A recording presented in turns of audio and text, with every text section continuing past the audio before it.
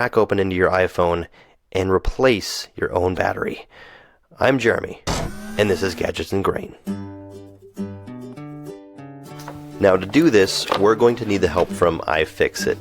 Now these guys are the experts in cracking into iDevices and most importantly helping you change your battery. They give you all the tools you need and a little vote of confidence. You got this. And the nice thing is it's all organized nice and neatly here for you. So here's just an idea of what's inside the kit. But most importantly, it comes with the replacement battery. There it is. Another thing you're going to want is the printed instructions from iFixit. They include step-by-step photos and all the details of how you're going to do this battery replacement. So have that handy. So now we're ready to begin. You're going to want to turn off your iPhone completely, just shut it right off.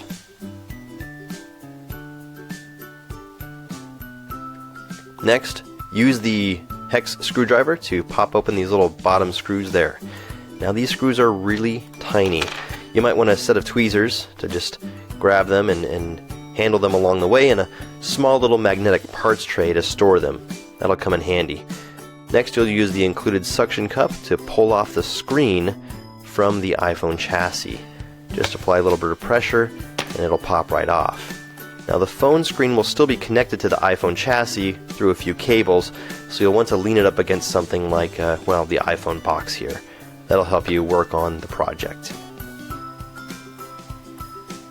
Next, you'll include the other screwdriver, the little Phillips head screwdriver, to remove this battery connector cover with a couple screws there.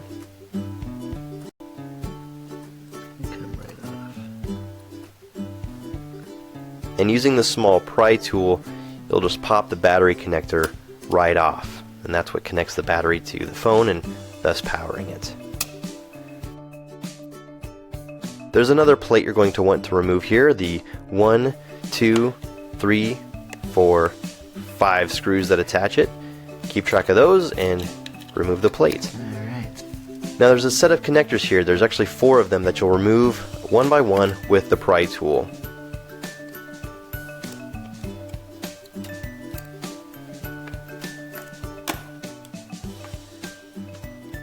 Once all of those are disconnected from the iPhone there, the screen will be pretty much free to go, and you can set that aside. We'll connect that later.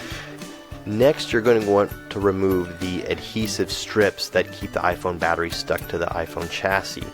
Now you're going to start doing that by kind of peeling away the bottom of the strips here so you can pull it away with your hands. So I'm using the pry tool there. I'm going to flip the phone around and then start to gradually pull those strips away. Now if you've ever used a command strip from 3M to put a picture frame up on the wall, it's the same principle here. Removing this is just a matter of pulling them along the surface here, almost parallel to the iPhone, and eventually the strip will pop right off. You don't want to pull this battery right out. You're going to probably do some damage and end up in trouble. So it's like just pulling a piece of gum stuck on the bottom of your shoe. Just pull, pull, pull, and eventually it goes. Now the second strip here gave me a little bit of trouble. It broke a couple times, but eventually, if you just kind of keep at it, you can pull it right out. And as you see there, the adhesive strip kind of went to the side. Now once both of those strips are gone, the battery is liberated.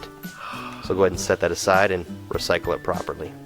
Now let's add the new adhesive strips to the new battery. Now iFixit makes it super easy for you to just kind of peel away the proper parts, stick it to the bottom of the iPhone battery, and flip it around to the back of the battery to just place them like so.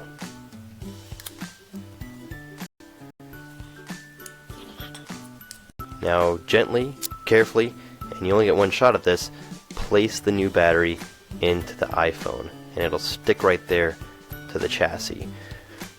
Put the display back on, stand it up, and reconnect the display connectors to the board here. There's all 4 of them. Now follow iFixit's instructions very carefully on how to gently reconnect these. Some of these you want to do from the center, some of these you want to do from the side.